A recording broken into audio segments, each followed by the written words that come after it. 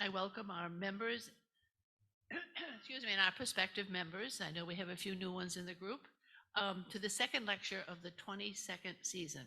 I'm Deanna Canini, president of this very, as I always say, engaged organization. It's so lovely to see everyone here and on Zoom.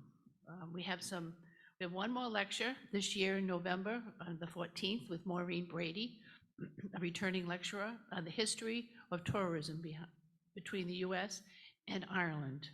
And in November, on the 6th, Ireland's happy man, Cahill Dunn, I can't read this, will entertain with piano playing, storytelling, and song. Be sure to get your tickets by visiting the website. We have one more cemetery tour planned, being directed by our own infamous historian sitting back there on the side, Steve Marino, at St. Mary's Cemetery on Warner Street on October 22. Again, check this out on the website under the events tab. And of course, the Interpretive Center is still open through the end of October. Please visit us, open Thursday to Sunday, noon to 5. You have 8 more chances to see the visitor center. And of course, in December, we are planning our annual Christmas open house on December 9th, noon to 4:30 at the Interpretive Center. Please stop by for some Christmas joy and entertainment. I again want to recognize the board. There's quite a few members here, and each one contributes to the success of the museum. And if I really would like you all, the board members, to stand so people get to know everybody. Would you mind board members standing? We have some over here, John back there, and people check in, and Jim, Peg, and Steve. And they are, every one of them is engaged in doing something for us. Now to the main event. I want to thank Larry Botley, who was one of the gentlemen that checked you in this evening, for sponsoring the lecture to honor a very special gentleman, Patrick Murphy. You can move it now. Yeah. Patrick was a key figure in establishing and growing the museum and contributing to the creation of the exhibits at the Interpretive Center. Patrick was the official City of Newport historian for many years and is well known for his Irish heritage and genealogy research. The contributions that Patrick has made to the museum with his research materials is astounding, such as the records of over 10,000 Newport, mostly Irish, obituaries from 1820s to 2000, over 1,000 marriages at St. Mary's, over 5,000 Roman Catholic marriages from 1928 to 1950, and an extensive database of burials at St. Mary's and St. Columba's cemeteries. It's just a treasure trove of information. Patrick is a member of the board, emeritus status. We all still rely on Patrick's knowledge of the Irish in Newport County, and we really want to thank Patrick. So,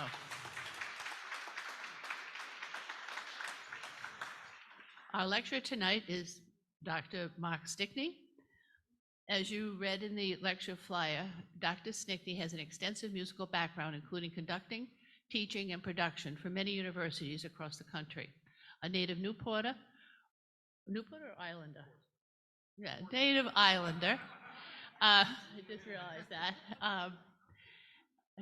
Mark received his education at Gettysburg College, Mount Clair State University, and Rutgers University.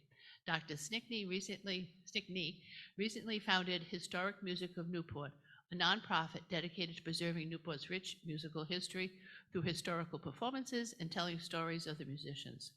Another program offered are walking tours of Island Cemetery and Fort Adams Cemetery, focusing on the musicians interred there.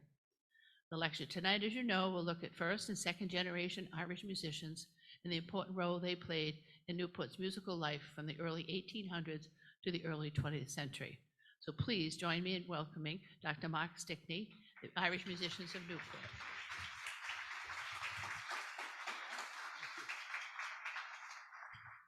Thank you very much. It's a pleasure to be here tonight. And to make it worse, I'm not actually even an Islander. I was born in Virginia.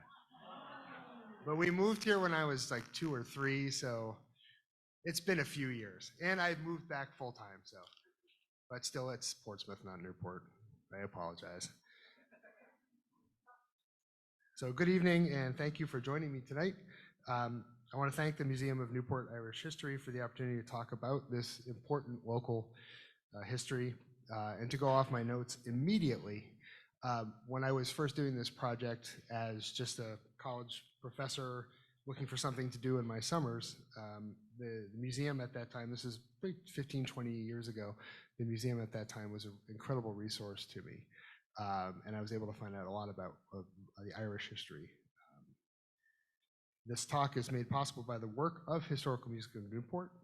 This is a nonprofit that is dedicated to preserving Newport's rich musical and diverse history.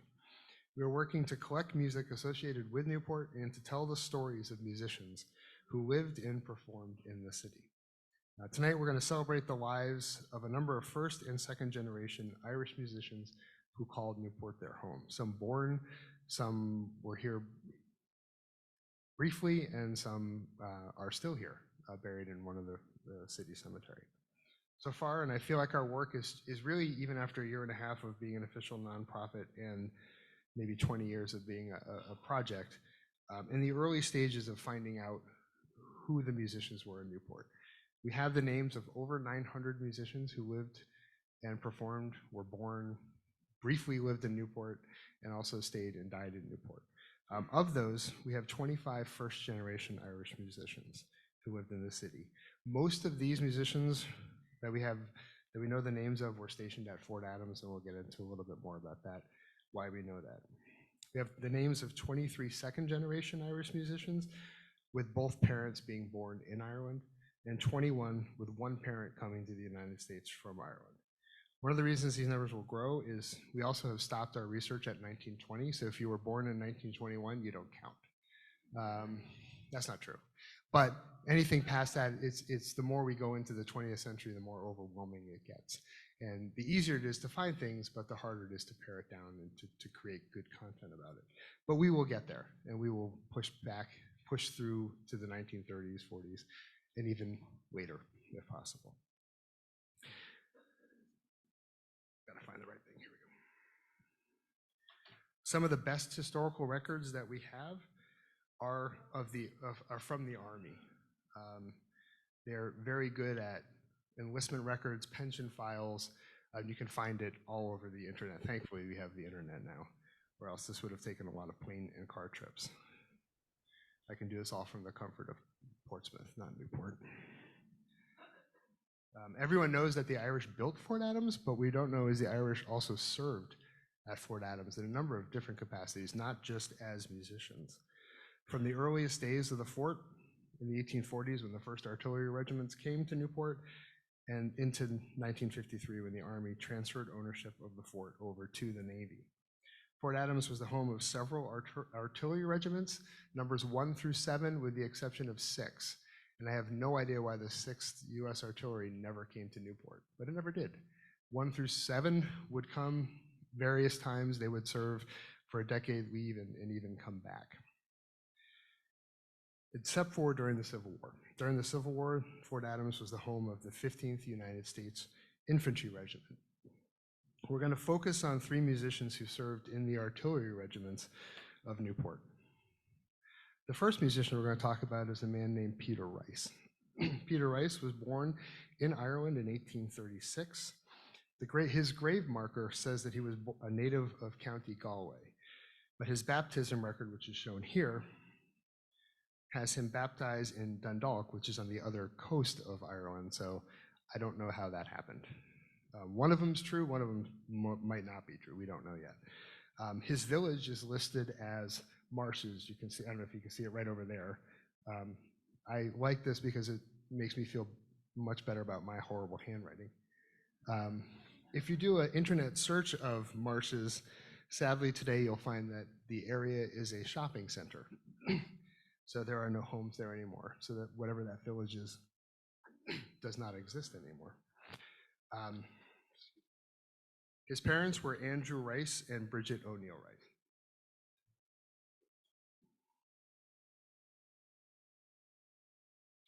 Rice came to the United States around 1854 and joined the 1st United States Artillery Regiment as a musician in the band. This 1854 Army Register of Enlistment has him enlisting at Fort Moultrie in South Carolina. Again, the handwriting. If you ever want to go insane, try researching historical records, especially from the Army. If you have bad handwriting like mine, it'll make you feel much better. But it's over there, it's Fort Moultrie in South Carolina, which was in Charleston. He also married a Southerner by the name of Margaret Farley in the late 1850s. On April 12, 1861, Rice and the 1st Artillery were stationed at Fort Sumter in South Carolina, in Charleston Harbor, when it was fired on by the Confederate artillery. He was one of 8 soldiers that made up the band at that time. There are 2 stories that come from his time at Fort Sumter. The first is that his father-in-law, a nice Southern man, tried to bribe him to spike the guns at the fort. He denied this story, but it never really went away, and you'll see a little bit later in a future slide that it followed him until his death. The other story involves who fired the first shots of the Civil War from a Union soldier. The common story, including on Fort Sumter's website, is that Captain Abner Doubleday, who you may know that name as the person who didn't really, but they say invented baseball, fired the first shots by the Union Army at Fort Sumter. But according to members of the 1st, Peter Rice was the one who fired the first shot, being the first Union soldier to fire a shot in the Civil War. The story was backed up by multiple soldiers in the regiment, and always makes me wonder why you would trust a musician to fire anything.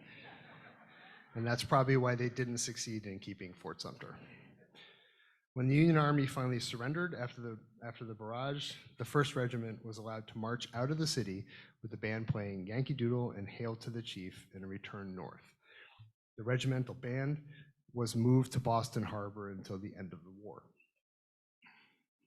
Rice stayed in the Army, going to Boston with the regimental band and serving at Fort Warren in Boston Harbor in 1864.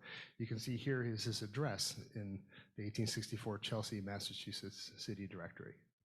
He briefly left the Army in 1870 for reasons that we do not know, but rejoined 2 years later back with the 1st at Fort Hamilton in New York. The 1st Regiment would come to Fort Adams in late 1875, and Rice would come with them, and he would be promoted to the rank of principal musician, the 2nd highest ranking member of the band. In January of 1879, Rice went missing while at Fort Adams. He was found dead a few days later under one of the docks at the fort. The official cause of his death was listed as accidental drowning. His obituary would appear in newspapers across the country, and you can see in the far one from Ohio one common error in multiple obituaries saying that he was asked to spike the guns at Fort Adams. I'm not sure why you would need to spike the guns at Fort Adams in 1861, but it was Fort Sumter. So you see that story did follow him. You also see it says he was the last surviving private from there. That I have not been able to verify or not verify. Peter Rice is buried in the Fort Adams Cemetery. It's located just below the Eisenhower House. If you have not visited the cemetery, you should. It's a beautiful and sacred place.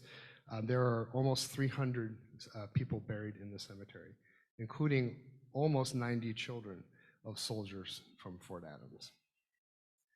I always like finding very interesting tidbits about these people. This is Peter Rice's end of life final statement that the Army does for people back then who would have died in service. The government apparently owes him over $50 for back pay and clothing, but he owed them 54 cents for tobacco, which I'm sure they collected. Our next musician we're going to talk about at Fort Adams is John T. Freeman. He was born in Cork in 1861. The year he most likely came to the United States is 1879, although there are some conflicting records that he came earlier. There's Did you already eat? his father was. No, I haven't finished eating yet. I'm looking for a His speaker. family moved to Scotland briefly after his retirement, when John was very young. We don't know much about his childhood yet, or much about the beginning of his life in the United States, if he did indeed come in 1879. Our first real record of him in the States is when he enlisted in the Army in May of 1892, joining the band of the 2nd United States Cavalry at Fort Wingate near Gallup, New Mexico, as their band leader. According to the Albuquerque Journal, in July 1892, The 2nd Cavalry Regiment Band comprises 25 of the best musicians in the Southwest under the leadership of Professor John T. Freeman. Oftentimes in the 19th century, band leaders of military bands would be given the title of professor. He stayed with the 2nd Cavalry until 1897. The photo in the slide is a little grainy, and I apologize, but it's a live photo of letterhead that we were able to purchase from a collector for one of the bands at Fort Adams, and it was the first picture of who John T. Freeman was, and led us to be able to find out. You'll see another picture of him later that's not as grainy as this one. Excuse me. Freeman joined the 7th United States Artillery Regiment as their bandmaster in 1898 and came to Fort Adams with the regiment band in 1899. This 1900 U.S. Census of the Fort Adams Band shows him at the rank of chief musician, which is the highest rank of a member of a band in the Army at this time. You'll also notice that his home, I don't know if you can see it, but his home is listed as Chicago. We'll talk a little bit more about that, but we don't have a whole lot of information about his time there yet. And I lost my place in my notes, sorry. There it is. We do have a clue that Chicago is one of the, we'll talk about it right now. Well, Chicago is one of the first places he lived. While in New Mexico, there was an article in the Albuquerque paper that said he had been the leader of the Illinois National Guard Band in Chicago. So we do know that he was a band leader and he did live in Chicago before his military service. So quite possibly he came from Ireland to Chicago. This better, less grainy photo by someone other than me is the 1901 7th Coastal Artillery Corps Band. In 1901, the Army decided to redesignate all of the artillery regiments guarding the coast as Coastal Artillery Corps, and the 7th Artillery became the 7th Coastal Artillery Corps, still with the band and still stationed at Fort Adams, and still with John Freeman leading the band. He would lead the band until April 1914, and we believe that it's kind of hard to see because I did it in black, which was the wrong color, but this, we believe, is John Freeman, based on the fact that he kind of looks like the guy in the other picture, but he's also not holding an instrument, which he's either the conductor or the drummer, but I don't see him as the drummer. So that most likely is John T. Freeman. On April 14th, 1914 at 2 p.m., Freeman was walking to the Fort Adams bandstand when he suddenly died. His obituary appeared in newspapers all over the country. He was one of the most well-respected, beloved Army musicians of the day. This one from the Los Angeles Times is a common headline for the obituaries, which just says, "Bandmaster drops dead."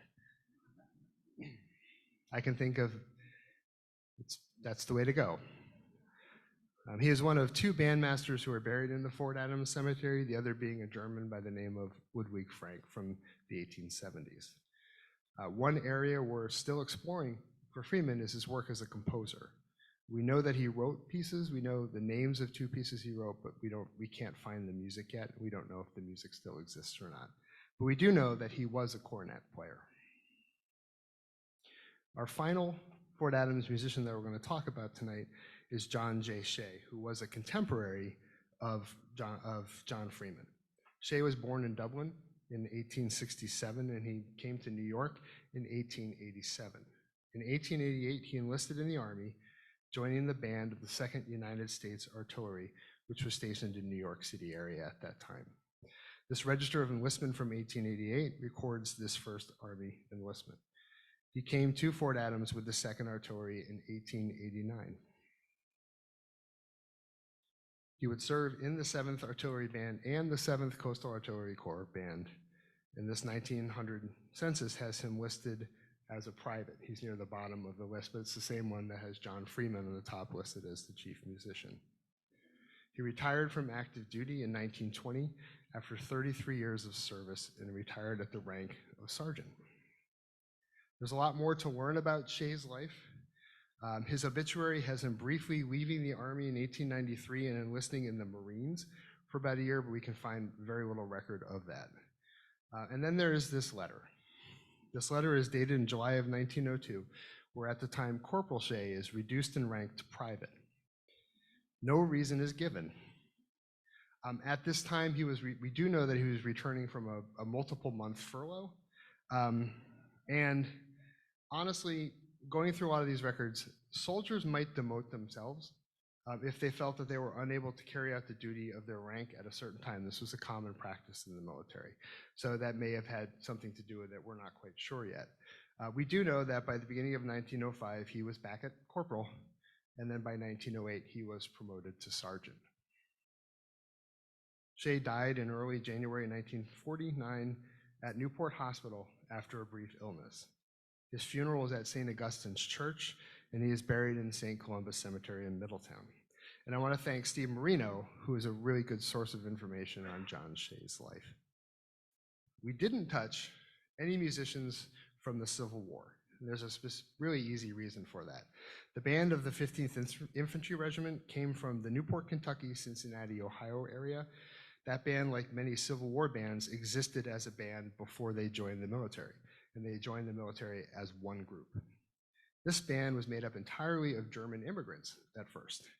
We do know of one Irish musician, a man by the name of Thomas Gilmore, who was assigned to the band. One record we have is a letter that he wrote to his superiors in which he was not very happy about being placed in a band with a bunch of Germans. Gilmore did end up being court-martialed twice for desertion, but both times he was court-martialed, he was leaving to see sick family members. He came back and he got like bad Gilmore. And he did serve with the band throughout the entire Civil War, but most of that band was made up of Germans. When we think of Newport, we really don't think of Newport as an Army town.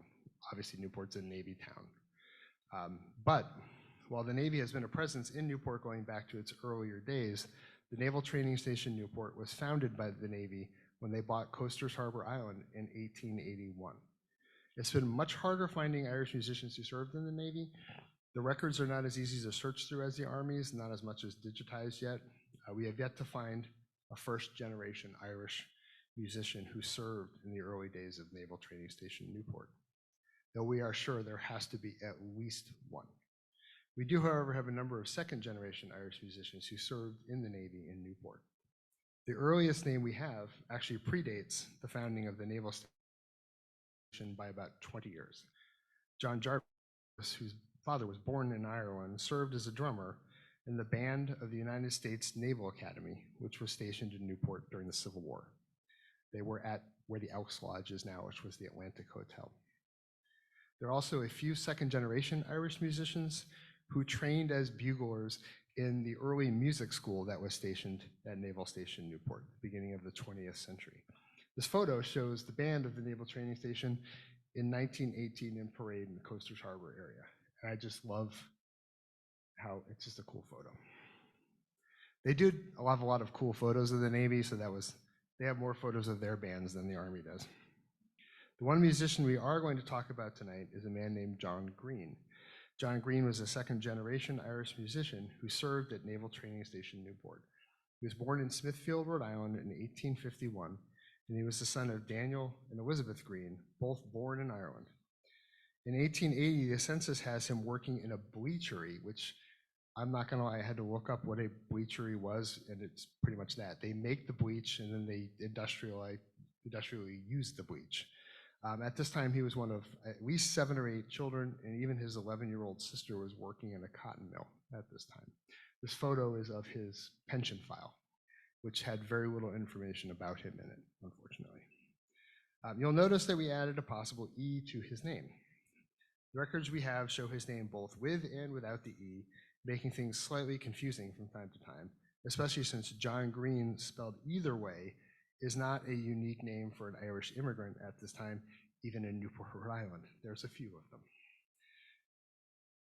When Green joined the Navy in 1885, he served as a musician in Newport and part of the band of the training ship New Hampshire, shown here.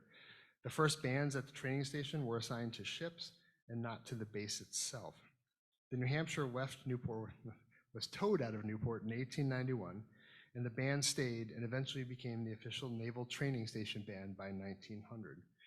We know that Green's main instrument was violin, but he would not have played violin on the New Hampshire band or in the later bands at the Navy base. Most of those bands were brass bands, so he either would have played a brass instrument or drums of some kind. We don't know that yet. This photo here is from 1890.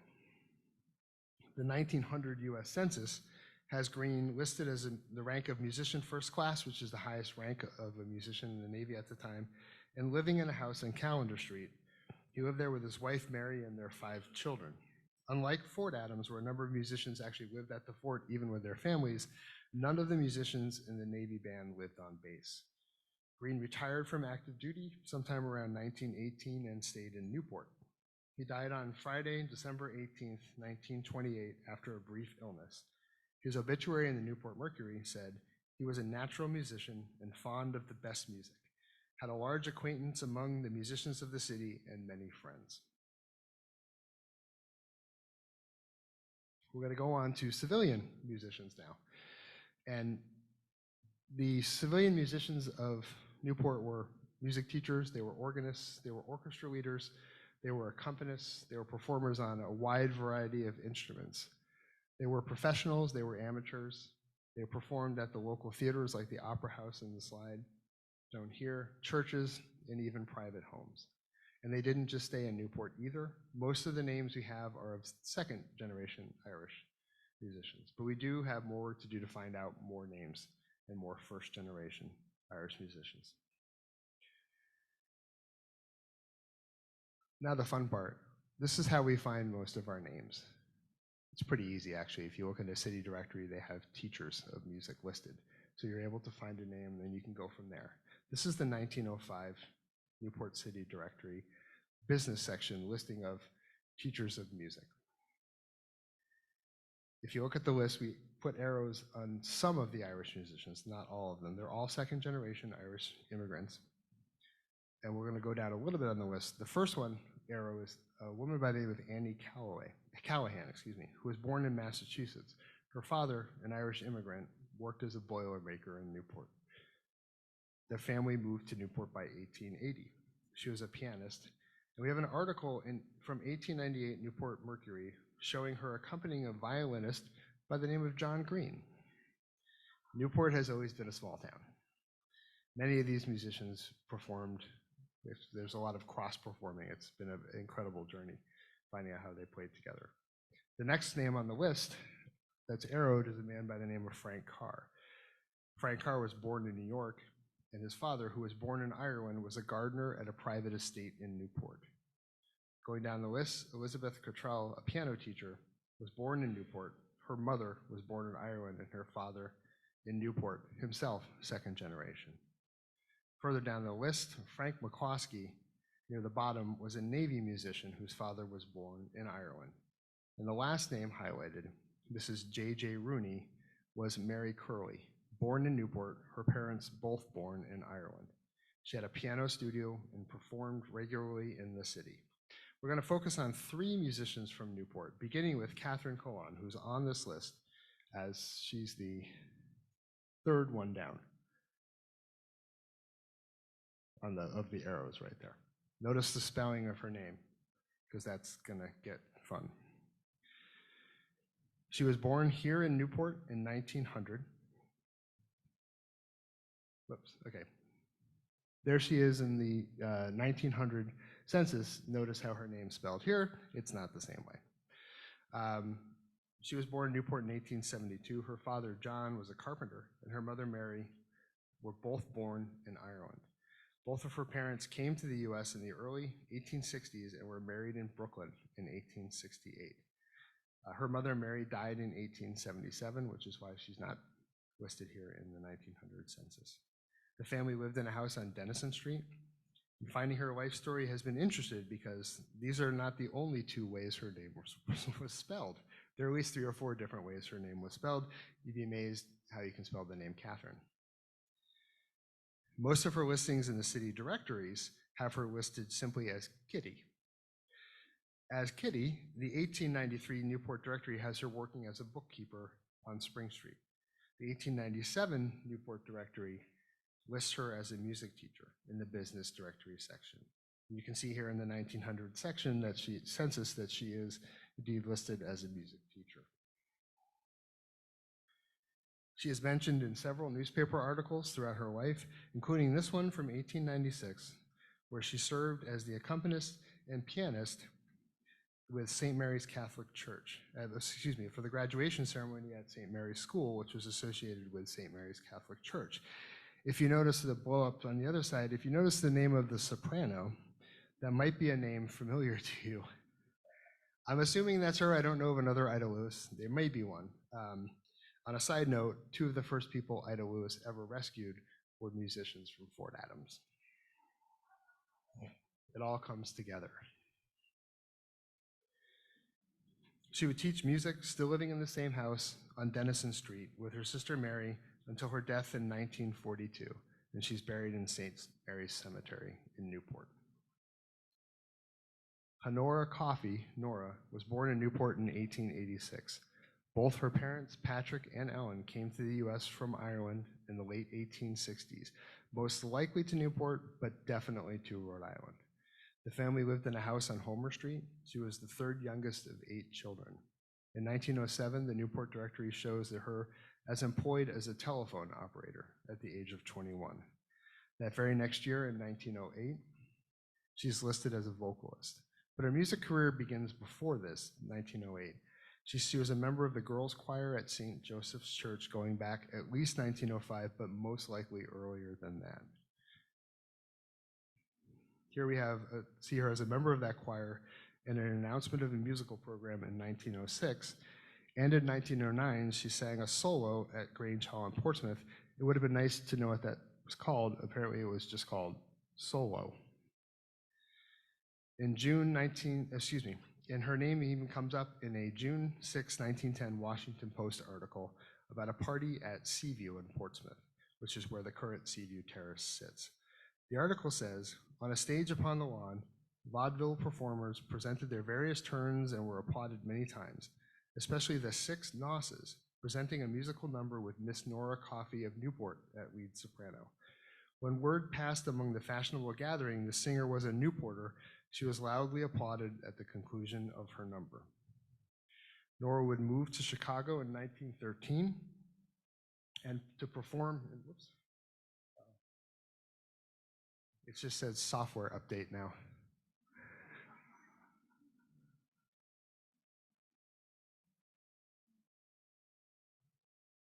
There we go. She would move to Chicago in 1913 to perform in vaudeville acts and would marry a man by the name of Edward Hibben, who was a hotel manager at where she was performing that year. We lose track of her life after this until her death in 1948. At that time, she is married to a man named Louis Sievers, a German immigrant, and living in Chicago at the time. Past her 1913 performance in Chicago, we have found no more mentions of her musically anywhere yet. Our last musician, by the way, I know you want to hear music, you will. You can't have a musical lecture without music, it's coming. Our last Newport musician we're going to talk about is Lena Finn Downs. Lena Finn was born in Newport in 1894. She was the daughter of John and Hannah Finn, who both came to the United States from Ireland in the early 1880s. Her father was a gardener, and they lived at 7 Carey Street. In the article here from 1914, it shows her as an accompanist performing at the old Bijou Theater, which is on Thames Street. At this time, she's 20 years old. In the 1910 US Census, you can see her entire family. Lena is one of 4 daughters, and at the age of 15 is already employed as a pianist in the theater. We'll get to what theater that was in one second. Her father is listed as a gardener at a private estate, although I'm not sure which estate that is yet. You can see they also have 2 boarders living in them, one Swedish and one Irish, who both work as stonemasons. Her first job as a pianist was at the brand new Bijou Theater at 192 Thames Street. The theater was opened in the early 1910s. Today, that building houses the Newport Spice Exchange and other businesses and condos. She married John Downs Jr., who was the assistant manager of the theater around 1917, and she would go on to become the orchestra leader at the theater in 1919. Within a few years, she would become the pianist at the Colonial Theater, the picture on the other side, also on Thames Street, It's been Newberry's, the Express store, and currently it's the Christmas store. Later in life, she was a pianist at the Perry House Hotel, which was just downhill from the Opera House in Washington Square. She died on June 13th, 1958, living in the same home on Carey Street. Now to the moment you've all been waiting for. Not hearing my voice, but hearing actual music. 1915, a composer by the name of Archie MacDonald, who was the organist at St. Joseph's Church at that time, composed a ballad for a man named Neil Barrett, who was a vaudeville performer in the earliest 20th century. He was in Newport performing with the Andrew Mack Show. Mack was born in Boston in 1863 as Andrew William McAloon. He was the son of Irish immigrants. He was a writer, director, actor, and vaudeville performer. Archie MacDonald, besides being an organist at St. Joseph's, owned the studio store on Thames Street, which is a music store, and composed dozens of musical works. This recording was done by faculty and staff at State University of New York, Schenectady, just this past week. It is probably the first time this ballad has been played in, well, I don't know how long. There's one mention of the article as a way back thing in the Newport Daily News from in like the 60s or 70s. And here it is.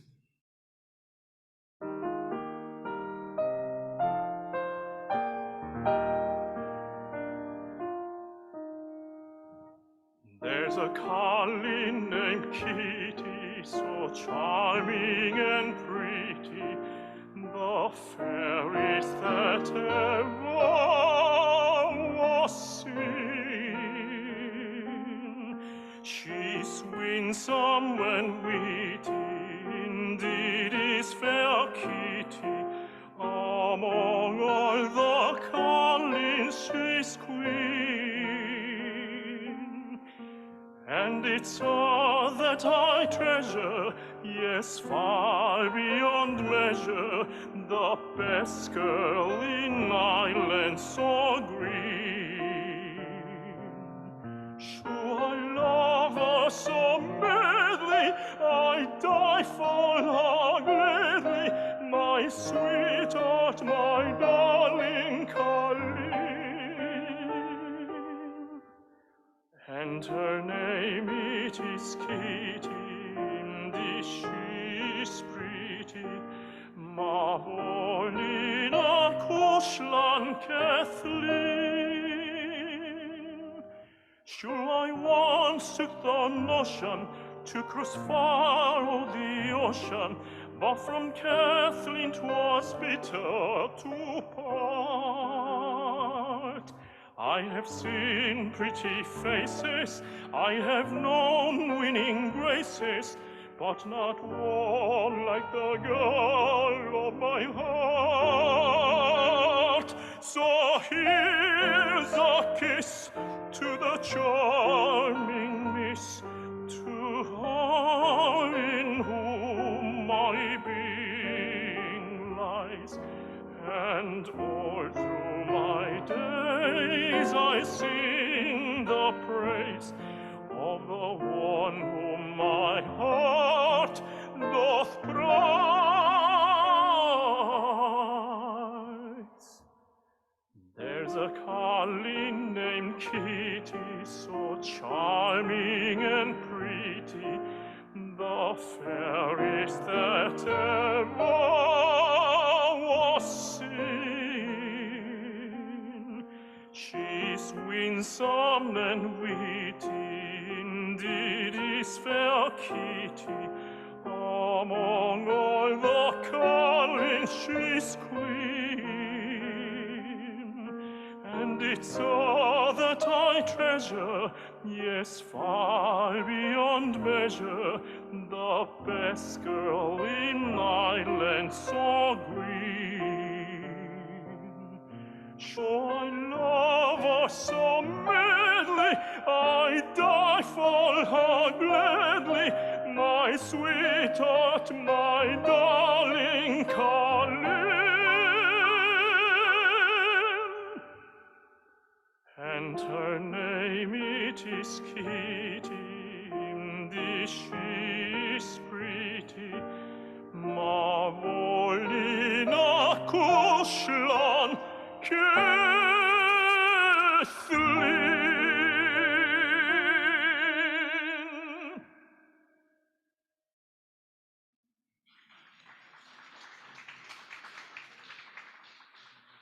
you close your eyes, you can be in the opera house or wherever theater they were performing that is, and just it's such a beautiful, beautiful thing. And as I close with a thank you,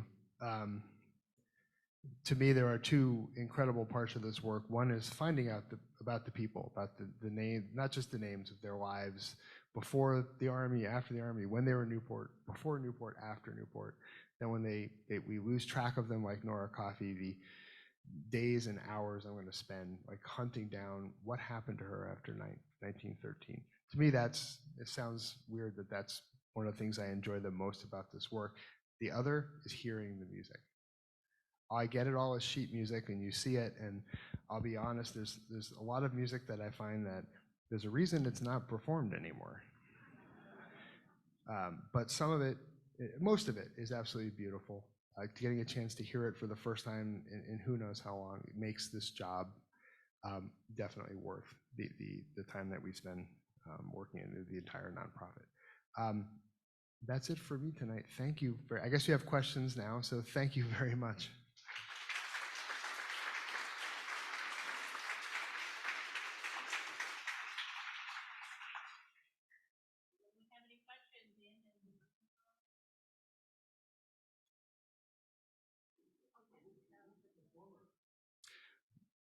The performer is, I'm going to totally miss his name. Joseph Hahn is the vocalist, and they are all faculty at SUNY Schenectady. One of my board members is the dean of music there, so it's an easy phone call saying, "Do you have some people I can hire to play some music?" And I'm very, very grateful for them to do it. I think this is the beginning. We have a lot of piano music that's up on our website. Piano music is pretty easy to recreate, but you can't recreate that without really professional people. So this is, I'm hoping, the beginning of a project that will get a lot of this music heard again. Anyone else? If you could repeat it into the microphone, people at home can hear it. Tom.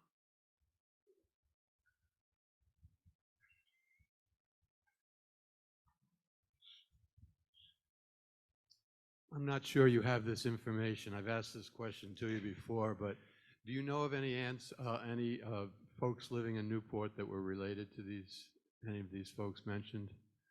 Yes, and more. Do you want to talk about John Shea? Because I actually don't know. I know that Steve and I have talked about a descendant of his is or was on the board of the museum. And that's, I think, one of the reasons why we wanted to include him, is to show there is this connection. Also, while I was getting ready, I met someone in the audience who connected a photo, their relative, to a name that I've had, who was a member of the Navy band, a man by the name of John McPhee, who was Scottish and Irish. I have all this information of him and a photo of him, but I never knew who he was on that photo. The last person, Archie MacDonald, although he was Scottish in descendant, to show you what a really small island this was. One of his descendants was my third grade teacher at the Elmhurst School in Portsmouth.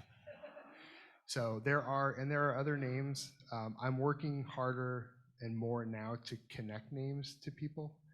There's a lot of names that are familiar. There's a lot of names that are familiar, streets, buildings, but with over 900 names, it's gotten kind of overwhelming. I kind of take a step back and work on one, I'm going to work on organists, or I'm going to work on this and see if I can find some descendants. I've had a couple of swings and misses too, where I thought it was a relative of a really obscure name, but believe it or not, there were two different families in Newport. So it's a work in progress finding it. It's also hard to get people to open up, which, by the way, if you have any Irish musicians in your family, come talk to me.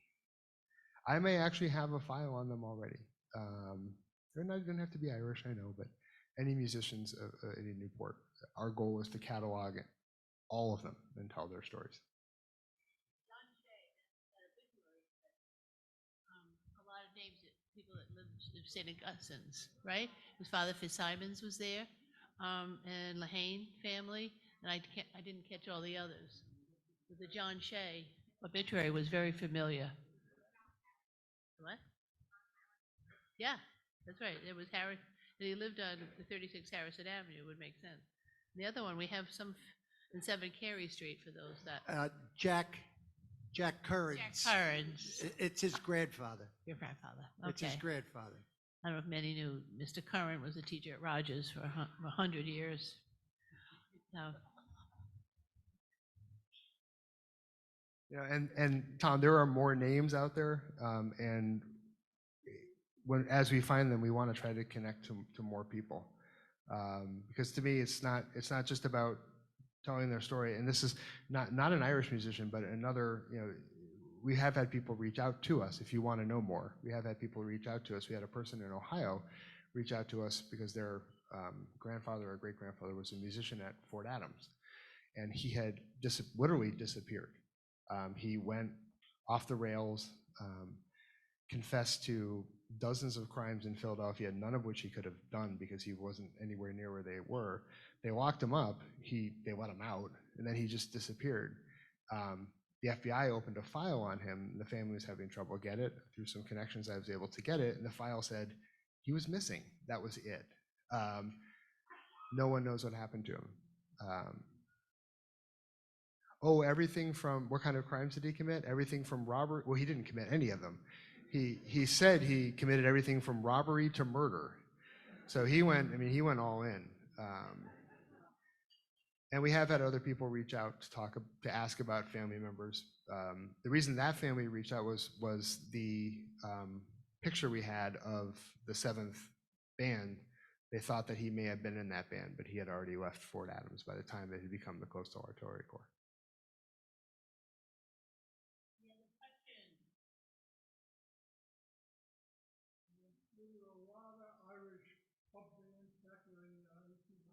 Were there a lot of Irish pub bands in the 1800s? And I'm glad you asked me this.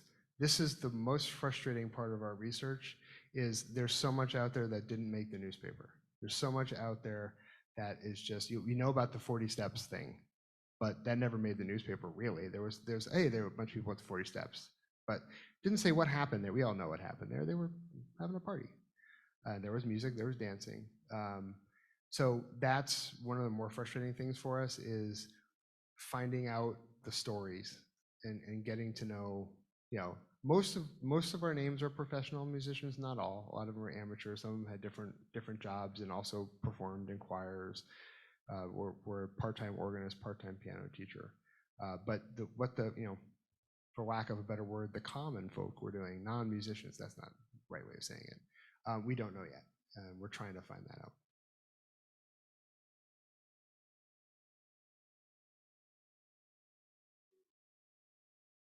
Thank you very much.